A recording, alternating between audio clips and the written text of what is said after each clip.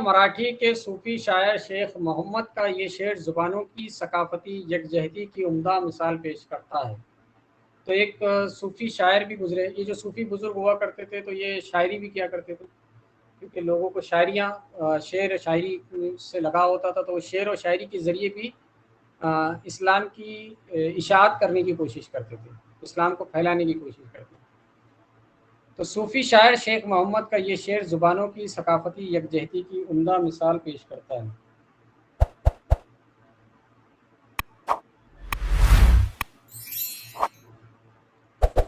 दोनों अखियाँ का एक ची देखना, दुई भाषी वर्नीला एक ची जाना।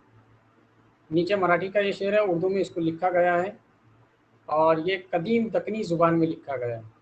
ठीक है। दोनों अखियाँ का एक ची देखना, दुई भाषी वर्नीला एक ची जाना।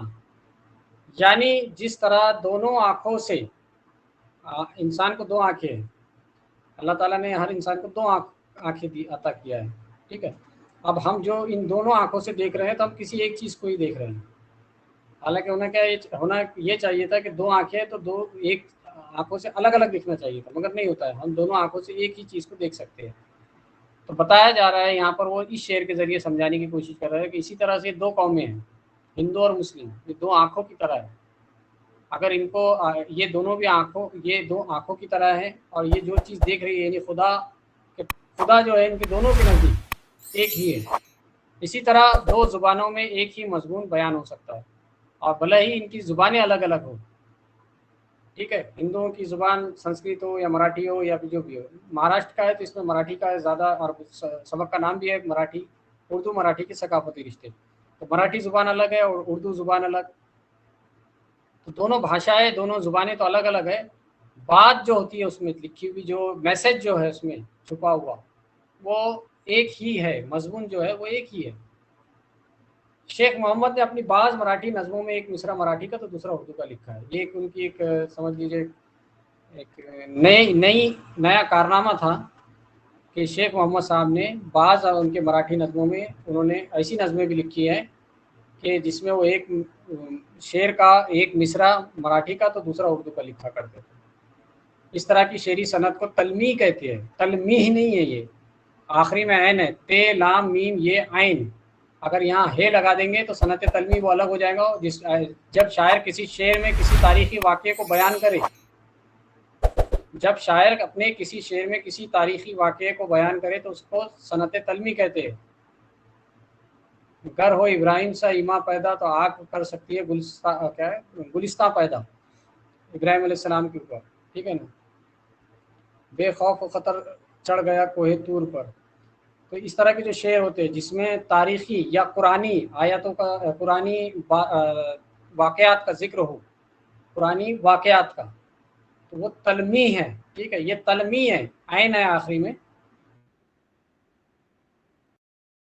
जैसे आपको बराबर सुनाई ना दे, और तलमी में फ़र्क है। यहाँ पर बहुत सारे बच्चे कंफ्यूज हो जाते हैं। तो ये जिसका एक मिसरा मराठी का और दूसरा उर्दू का हो तो वो तलमी है, आइन आ रहा है आखिर में। ठीक है। इस दौर में उर्दू और मराठी ज़ुबान व अदब को करीब लाने की ये कोशिश काबिल तारीफ़ कही जा सकती है। तो ये दो ज़ुबानें जिनकी लिखावट अलग, जिनकी बनावट अलग, जिनका प्रोनाउंसिएशन, जिनकी तलफ़ुज़ की अदायगी ये अलग, दोनों ज़ुबानों को, इनको एक लाने की कोशिश की जा रही है इस तरीके से। ठीक है। शेख मोहम्मद साहब की फ़ोटो एक देख लेते हैं हमारे स्क्रीन। मराठी तहज़ीब। ठीक है। मराठी लोगों के पहनावे वगैरह, ठीक, कुछ इस तरह से पहनते हैं लोग, कार्टून में आप देख सकते हैं।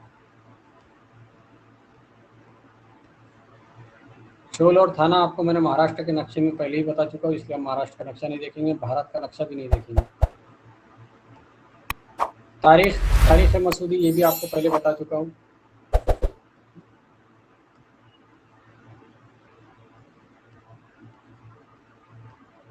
मसूदी की फ़ोटो है, जूम आउट कर देता हूँ।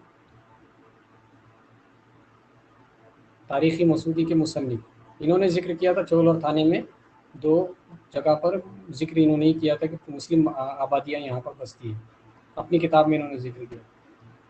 ये भी हमने नक्शा देख चुके थे चोल और थाने का। जिन लोगों ने नहीं देखे थे वो हमारे रिकॉर्डिंग सेक्शन में जाकर, वहाँ जाकर आप देख सकते हैं। ये नहीं बन पाता। इस तरह की शेरी सनत को तलमी कहते हैं। इस दौर में उर्दू और मराठी ज़ुबान व अदब को करीब लाने की ये कोशिश काबिल तारीफ़ कही जा सकती है। यही रिवायत हमें मराठी संत शायर एकनाथ महाराज, अभी आपको फोटो बताया, एकनाथ महाराज की मराठी नज़्म हिंदू तर्क संवाद में भी दिखाई देती है। इनकी किताब थी, नज़्मों की किताब, हिंदू तर्क संवाद। इसको आप में से किसी एक बच्ची ने तुर्क पढ़ लिए थे, तो तुर्क नहीं है, तर्क है। तो इन्होंने क्या किया, एकनाथ महाराज ने मराठी में नात लिखी है। उन्होंने रसूल अकरम सल्लल्लाहु अलैहि वसल्लम के शान में एक नात भी लिखी है। फोटो देख लो एकनाथ महाराज की, मराठी में नात। वैसे आप अगर यूट्यूब पर सर्च करेंगे तो एक मराठी वाली नात आपको मिल जाएंगी। मुंबई के रिजवान साहब हैं, मशहूर नात ख्वां हैं, उन्होंने नात पढ़े माजा आवड़ता मदीना। तो आप सुन सकते हैं, यूट्यूब पर सर्च कीजिएगा मराठी नात। तो एक नात मिली है बड़ी मुश्किल से, वो भी उनकी पढ़ी हुई है। और भी अगर बहुत सारे लोग पढ़ते भी होंगे मराठी में नाते, मगर वो यूट्यूब पर नहीं, अब आ गई होंगी तो पता नहीं, मैंने शायद पिछले साल चेक किया था। तो मराठी में अकेले उनकी नात मिली थी। अच्छी नात है, आप ज़रूर सुनिएगा, मगर इनकी नहीं है। संत एकनाथ महाराज की नात वो नहीं पढ़ते हैं, वो दूसरी, उन्होंने अपनी नात अपने मराठी में खुद ने वो नात लिखी है और वो पढ़े हैं। तो ये मराठी के पहले शायर है जिन्होंने हुजूर सल्लल्लाहु अलैहि वसल्लम के शान में नात लिखी है, वो भी मराठी ज़ुबान में। ठीक है। वैसे मराठी ज़ुबान में बहुत सारे काम अब हो रहे हैं मराठी ज़ुबान का। आपको मराठी में तर्जुमे वाला कुरान पाक भी मिल जाएगा मार्केट में, जो गैर मुस्लिम शोरा के नातिया कलाम का अव्वलीन नमूना है। जितने भी गैर मुस्लिम जो शायर है, तो इन्होंने ही नहीं, बाद में इनके बाद में बहुत सारे लोगों ने भी मराठी में नातें लिखी है। तो ये उनका सबसे पहला कलाम था, इसलिए इनको अव्वल नंबर इनको दिया गया। इन्होंने सबसे पहले शुरुआत इन्होंने की थी नात लिखने की, और इसलिए इनको अव्वल नंबर दिया गया। ये भी एक संत थे हिंदुओं के, जिन्होंने ये नात लिखी है। फोटो नज़र आ रही है ना आपको? पेन और कागज लेकर बैठे हुए संत एकनाथ महाराज।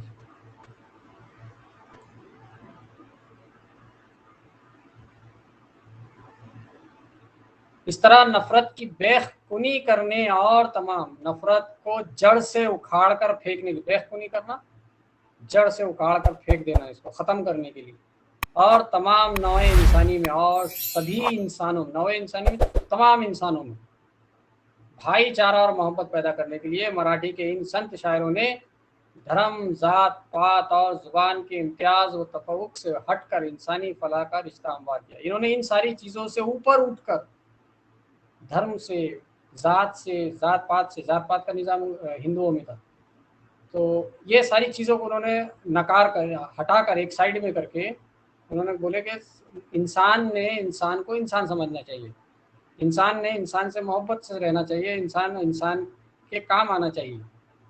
तो ये इन्होंने तालीमात अपने शायरी के ज़रिए और अपनी किताबों के ज़रिए देने की कोशिश की।